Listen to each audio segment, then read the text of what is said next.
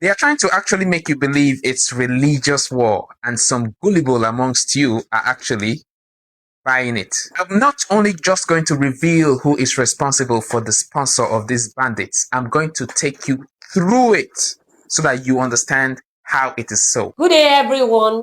Welcome to your favorite show, Naija Today. I remain your humble host, Miriam Olatubosun. Today, we are discussing about banditry in Nigeria. Banditry in Nigeria started as far as 2011. This started with the Fulani Ketureras and the Hausa farmers. Later, in April 2014, the Chibok girls were kidnapped. This was in Jonathan's regime, which escalated to lots of things. That is, they want to Islamize Nigeria. Is it true that they want to Islamize Nigeria? Don't forget, Nigeria is not the first country that is facing this banditry issue. We have countries like Syria, Iraq, Libya that also face the same issue. This happened for over 10 years. Later, the Western world came to interfere in this, but they came as if they are helping them, as if they want to solve the problem for them, whereas they came for their resources. They took over their resources. Will this happen to Nigeria also? Should they come to interfere in our own issue? Would this solve our problem? Nigerians, let's think. Let's think, is this the solution to what is happening?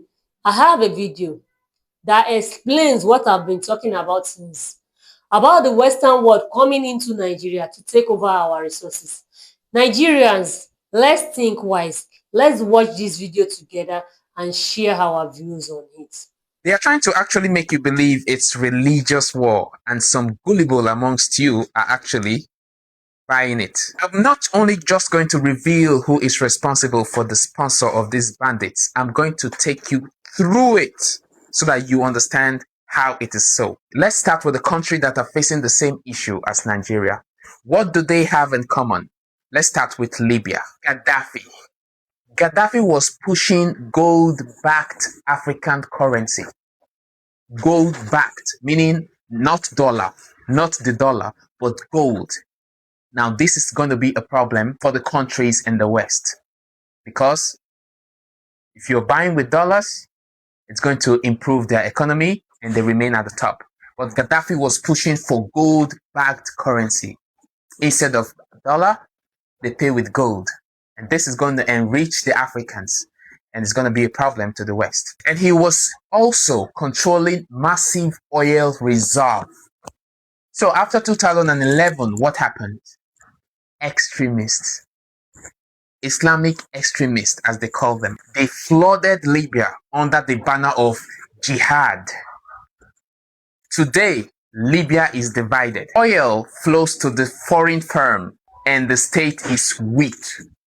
This is their strategy of going into any oil-rich or mineral-rich country in order to make it weak, while the oils from those countries flow to them, to the foreign countries, to the Western countries actually. Number 2 country, Afghanistan.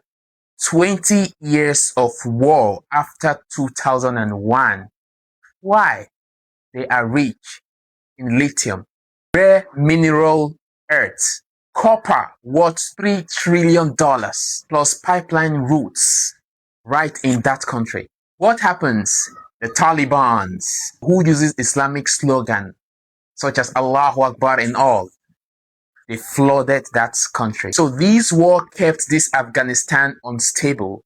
So the locals could not control these minerals. What happens?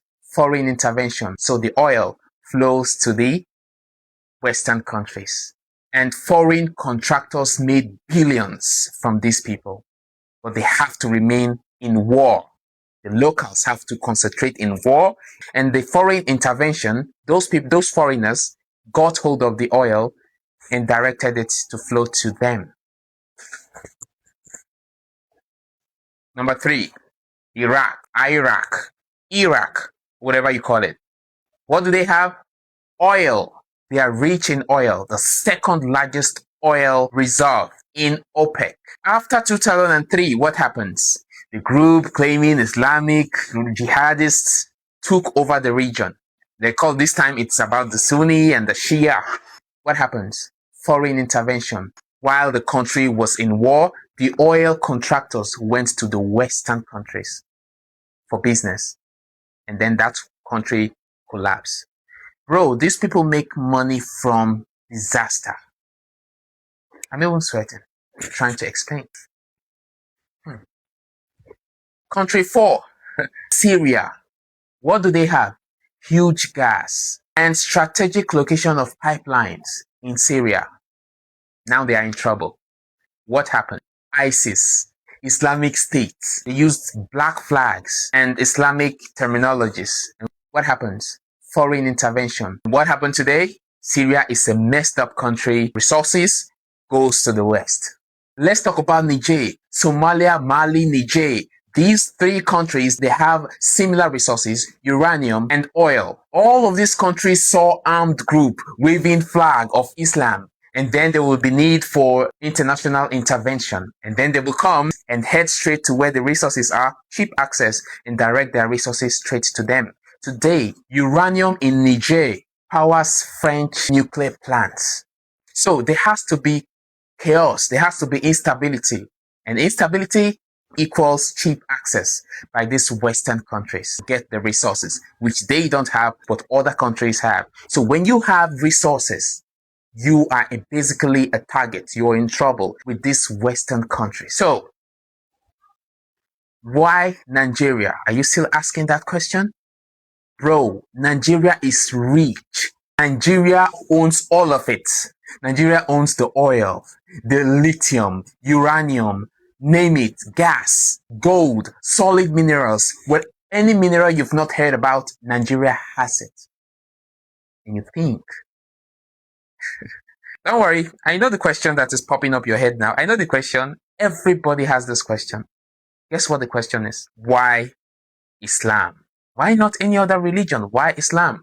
Don't worry, I got you. These Western countries, why do they choose Islam? I'm going to name you just three major companies that are making these Western countries billions of dollars.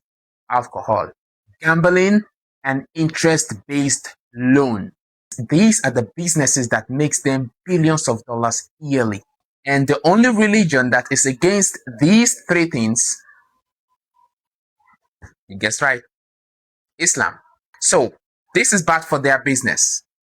I mean, Islam is the only religion that is against gambling, alcohol, and interest-based loan. So if they do not dent the image of Islam, how will their business grow? Islam is against these three things, and Muslims are preaching against these three things, which is bad for their business. They have to put a dent in the image of Islam in order that people don't believe it, and then they can sell their business in Muslim countries.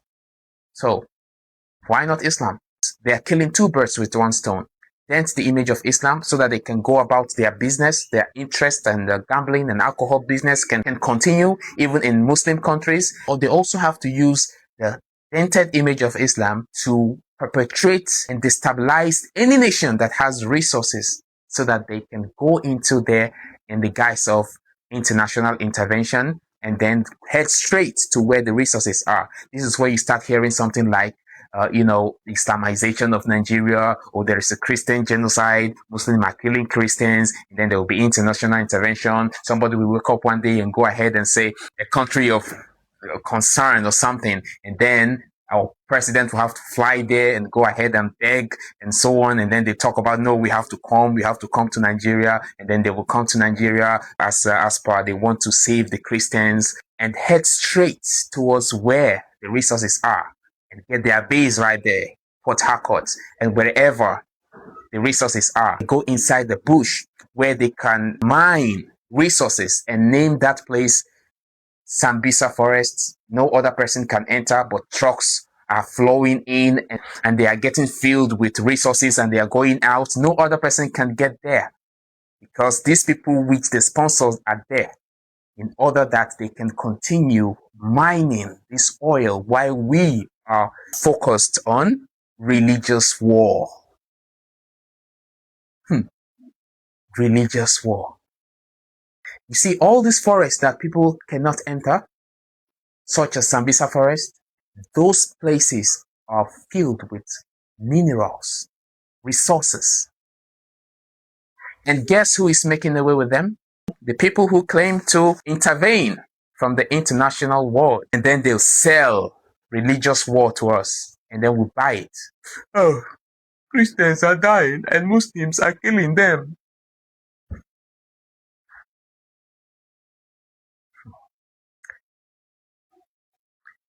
It's not ending soon, guys. We are in big trouble. And the government will not, rather, cannot do anything about it. May God help us.